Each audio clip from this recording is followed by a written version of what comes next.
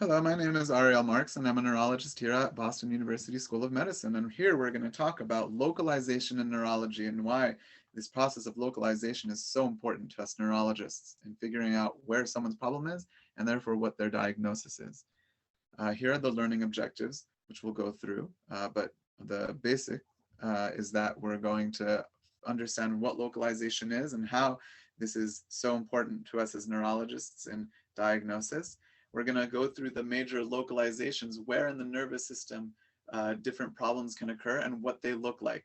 And based on our history and exam, be able to figure out where along the axis is and therefore what tests to run in order to learn more about this patient's problems. The most important thing is that their history and exam is going to be key in order to localize. What is localization? Localization is the process where we use a patient's symptoms from their history and findings on exam in order to determine where along the nervous system axis their problem is. This is so important because you can have a simple problem come into the emergency room like numbness and weakness and not know whether this is just a pinched nerve in their wrist like carpal tunnel syndrome or whether this is something devastating like a stroke without being able to localize. That is going to be the key. And this chart kind of shows the workflow that we as neurologists think.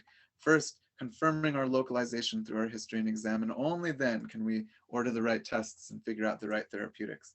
So how do we localize? Well, the key is that we take the patient's symptoms based on their history and their exam, and we combine it with our prior knowledge of what the possible localizations in the nervous system are, and think about where could this patient's symptoms be coming from. That's really as simple as it gets.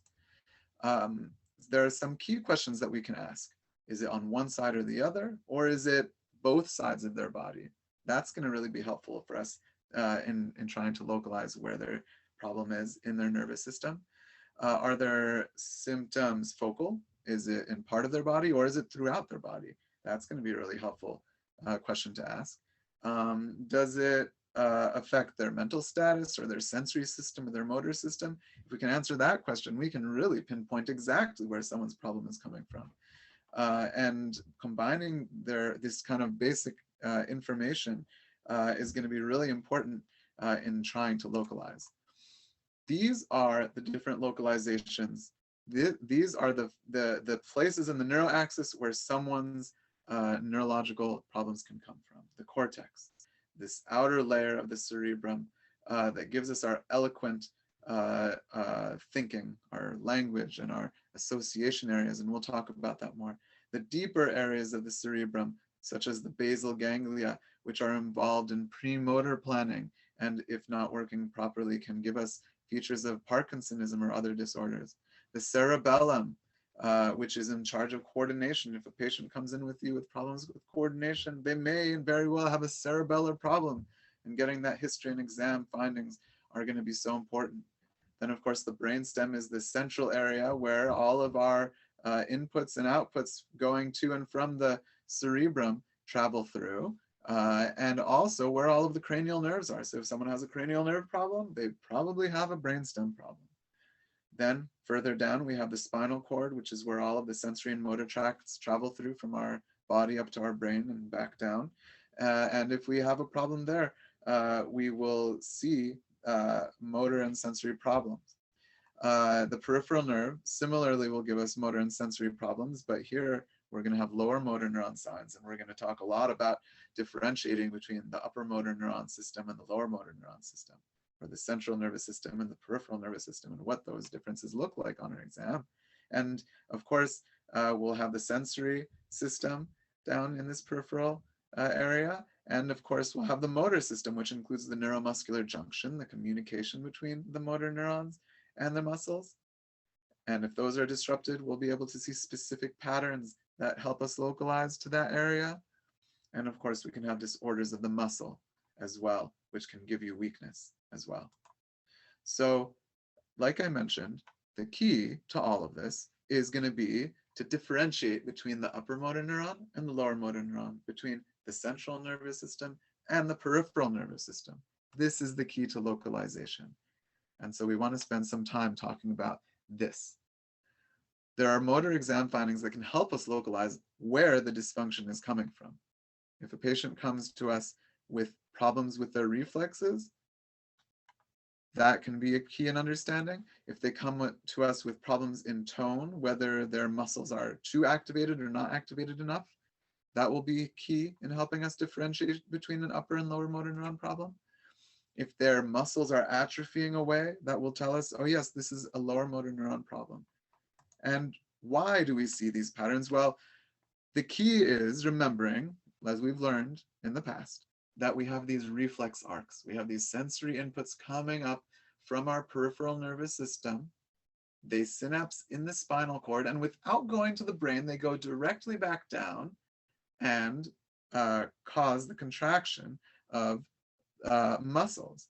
So when we have an intact normal reflex arc, it is normally being inhibited by the upper motor neurons. So if we have an upper motor neuron damage, that inhibition will not be there anymore, and that reflex arc will be uninhibited, and you will have hyperreflexia. Your tone will be increased. As opposed to if you have damage to the lower motor neuron, the reflex arc itself will be damaged, and you won't have reflexes at all. So your reflexes will be reduced, your tone will be decreased, you're going to be much floppier as opposed to tight, as we would see with an upper motor neuron lesion. And with a lower motor neuron disorder, if you cut off the communication to the muscles, those muscles will atrophy.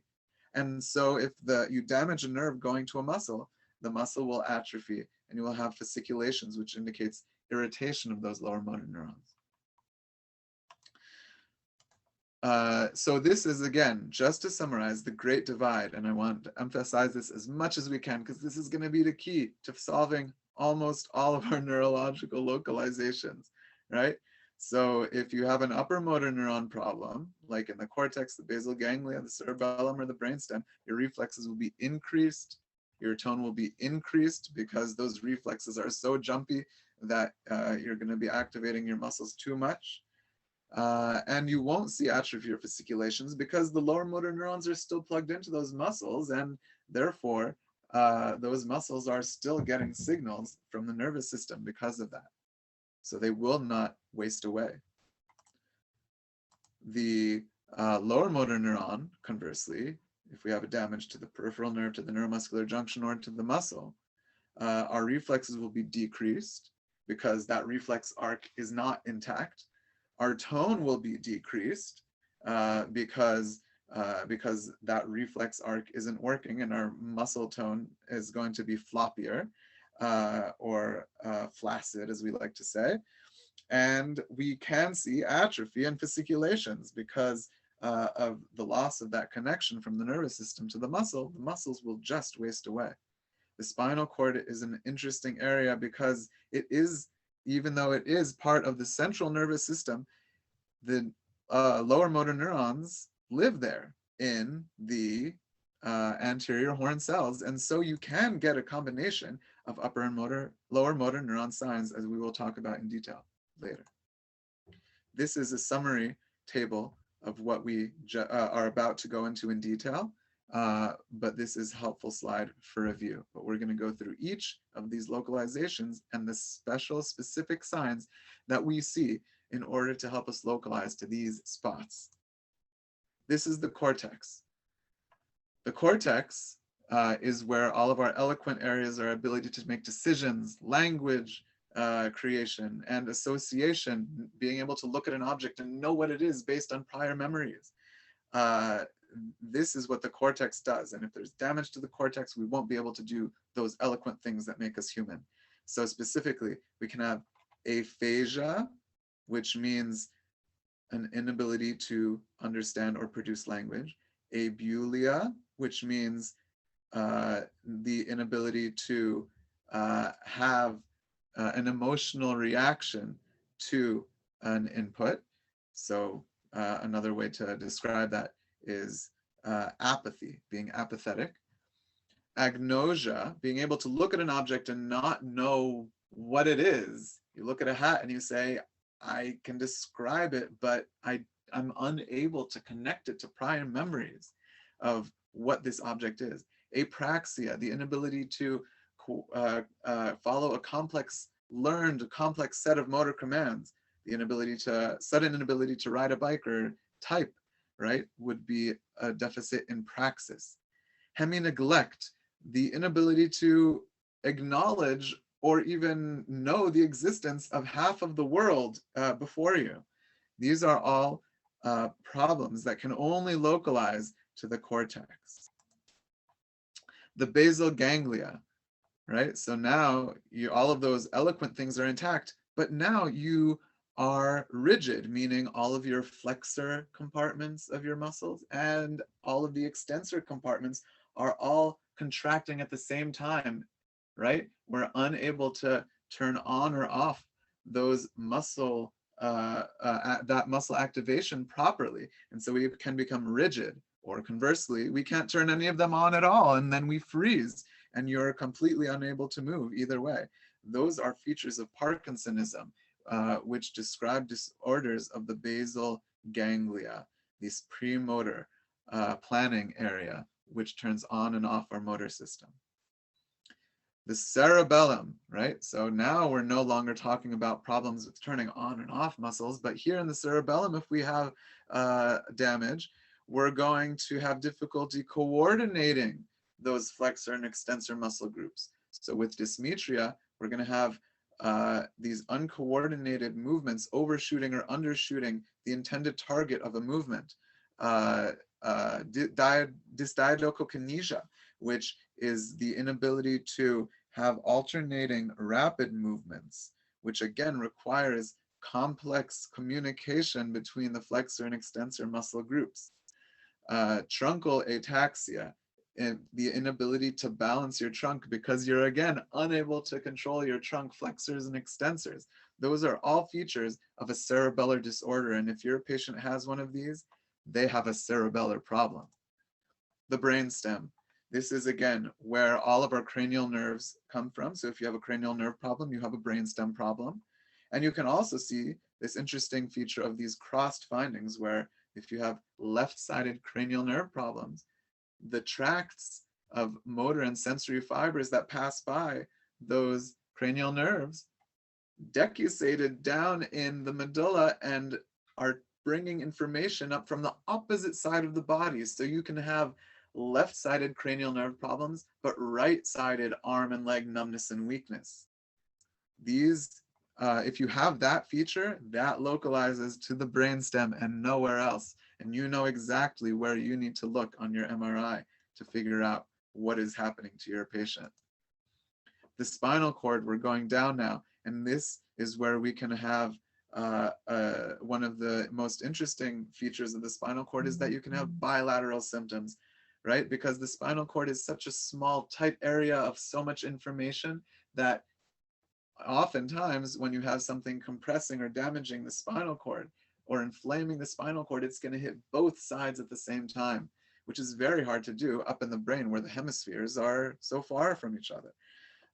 Additionally, you can have a spinal cord level, which is what we describe when we have sensory symptoms, where we have loss of sensation from a specific level of your body downward on both sides of your body. So you can have a spinal cord level, sensory level, which is a specific finding for the spinal cord. And of course, we'll go into here the ability to have a combination of upper motor neuron and lower motor neuron symptoms, because you can hit the cortical spinal tracts traveling down, which would give you upper motor neuron signs, as well as the anterior horn cell, which would give you lower motor neuron signs. And then, of course, we can have a peripheral nerve disorder, which follows dermatomal or myotomal nerve root distributions of numbness or weakness, or it can follow a peripheral nerve distribution of numbness or weakness. Here you're going to already have hyporeflexia because we're in the peripheral nervous system. A neuromuscular junction disorder can give you fatigable weakness. So it's only going to give you weakness, but that weakness is going to fluctuate as we blockade the neuromuscular junction. And of course, you can have a muscle disorder, which will give you fixed weakness without any numbness. So hopefully now, with this summary, you'll be able to begin to localize.